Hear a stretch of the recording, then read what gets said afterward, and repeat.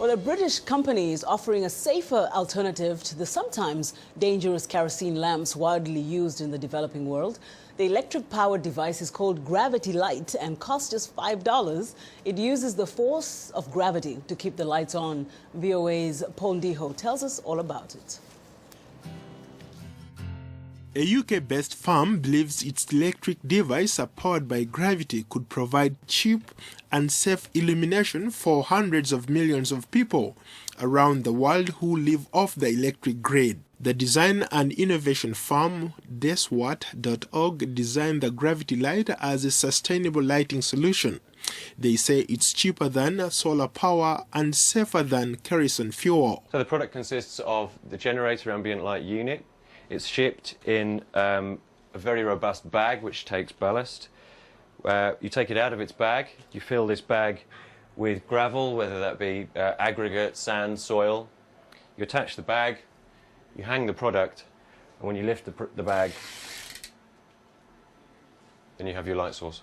Reeves adds that a 3-second pull on the rope to raise the sack is all that is required. It's generating power as the bag falls back down towards the ground, and you can adjust how fast or slow that bag descends depending on your power requirement.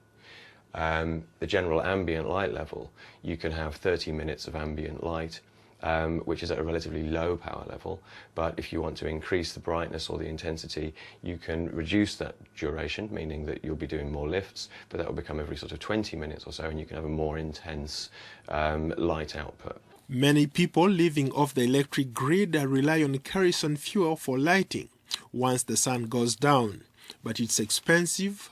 Buying kerosene for lighting can consume up to a fifth of a household's income. In addition, the fuel is extremely hazardous.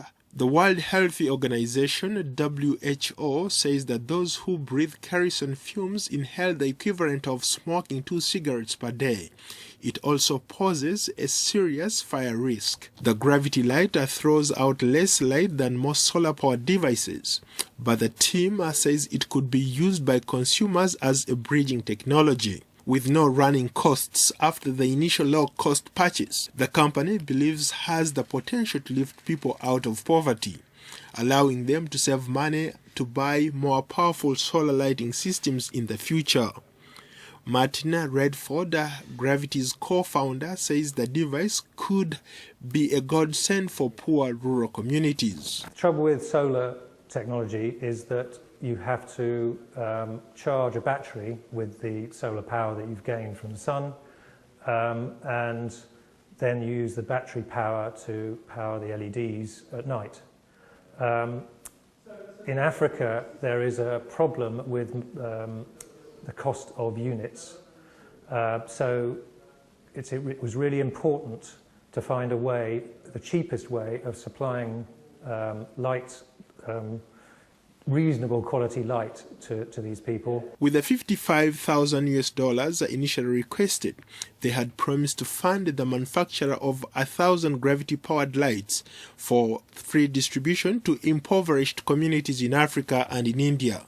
Reeves wants those initial users to provide his team with feedback on the device in order for the team to refine the product. A third of the world's population is off-grid, so you've got large communities across Africa and India and South America and even Northern Europe and into Russia, where power is either intermittent or absent, and there is a requirement for the product. So we wanted to take a large number of the devices out to the intended end users, get feedback on how the product would perform in the field, get feedback from the users as to whether or not the device met their needs and whether or not further developments were required. The UK-based product design consultants, therefore.com, says there are currently more than 1.5 billion people in the world without access to electricity.